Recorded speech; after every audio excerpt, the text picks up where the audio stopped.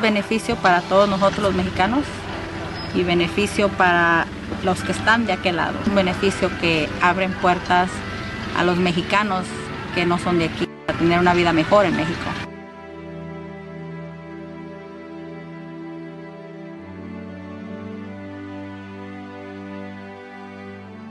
La favorita es la parte en que da esta oportunidad de venir a muchos, que no tenemos la oportunidad de salir del pueblo, pues.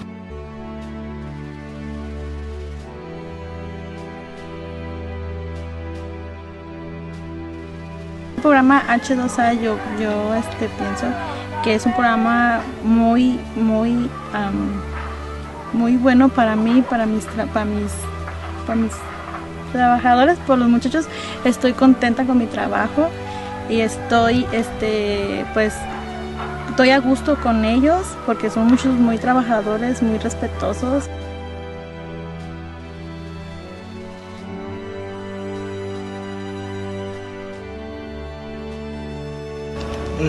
Pues más que nada ahora sí que pues usted ve que aquí es otro dinero y pues uno viene con la meta de ahora sí de pues yo soy recién juntado y ahora sí quiere uno hacerse algo allá en México y pues ahora sí si está uno aquí es para hacer uno la casa y tener más que nada una buena en lo económico, más que nada.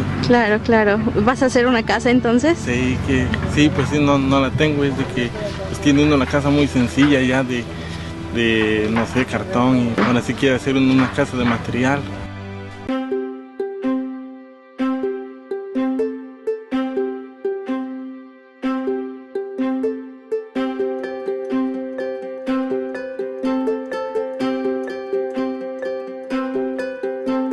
En sí yo pienso juntar un dinero con este programa para llegando a México a estudiar. Es lo que gano aquí, pienso seguir estudiando en lo que mejor. ¿Qué es lo que vas a estudiar? Ingeniero agrónomo.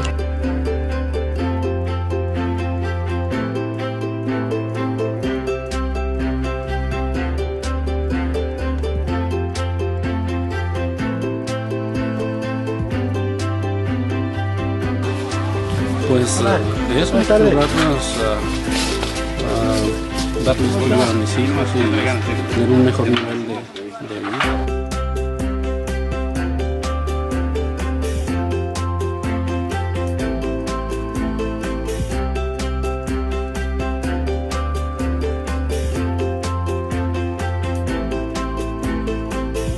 Pues que es una oportunidad muy buena, ¿verdad? Para los que ojalá y esto siga más para adelante, para que más familias se beneficien igual que nosotros, tratar de echarle ganas y no quedarle mal al patrón que nos trae también.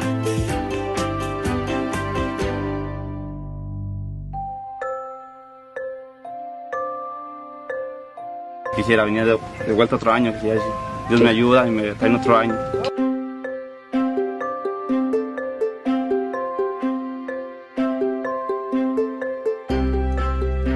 Gracias por traernos.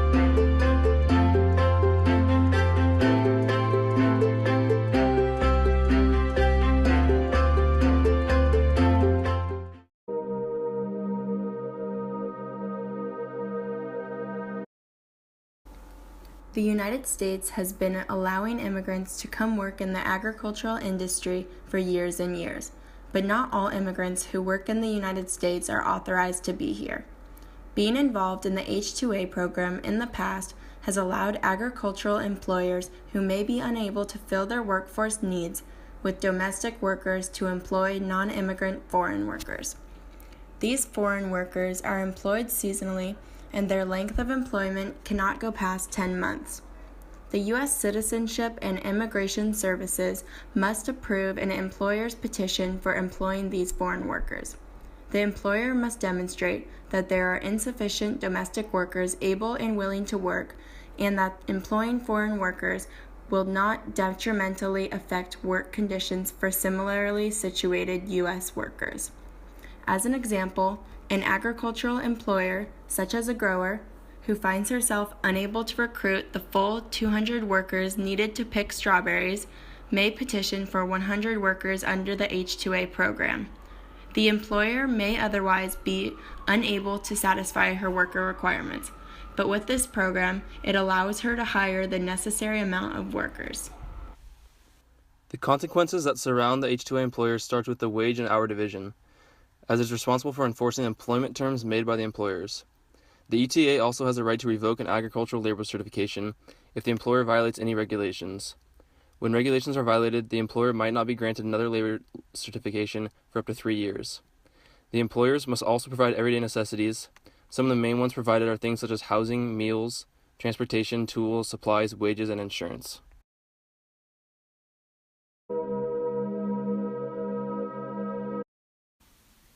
So what is the process of obtaining an H2A visa? In order for a company to qualify for employment of H2A workers, they must offer jobs that are specifically seasonal, demonstrate that there aren't enough able-bodied U.S. workers, show that H2A workers wouldn't affect the wages and working conditions of U.S. workers, and submit a valid temporary labor certification from the U.S. Department of Labor with the H2A petition.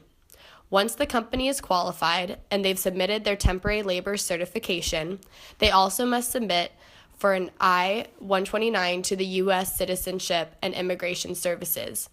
At that point, the employer simply waits for prospective workers outside of the U.S. to apply for visas and/or admission.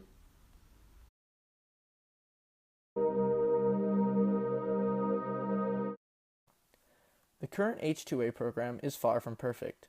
Two of the biggest issues currently facing the program are that it does not provide legal status for the workers and that there's lack of economic viability.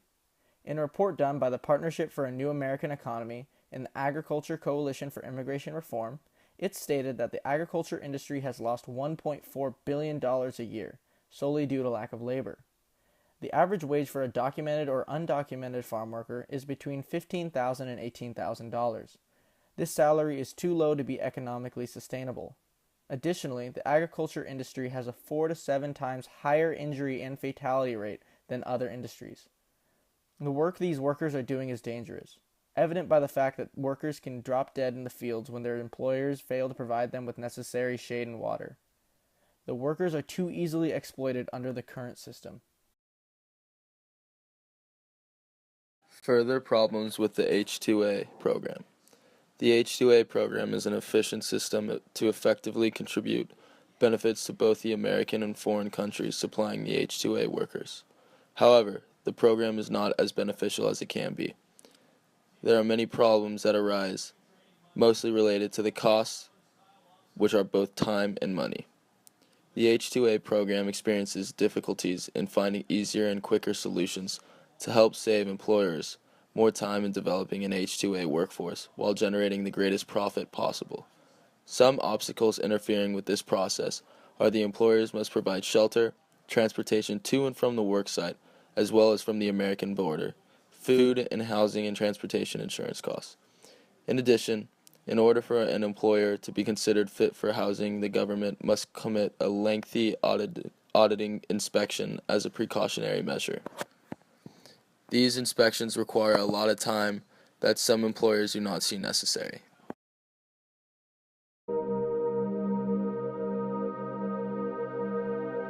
Solutions with the H2A program. These difficulties are not cemented. However, many amendments by the H2A program can help generate a wider success. The program needs to be more attractive, accessible, and simpler. For attractiveness, if the program provided incentives towards utilizing H2A service that allow for a positive message to spread through the public. If were publications of legal immigrant worker programs or labels placed on food products that illustrated H2A grown, the public will be educated at a much deeper level, impacting the importance of the H2A.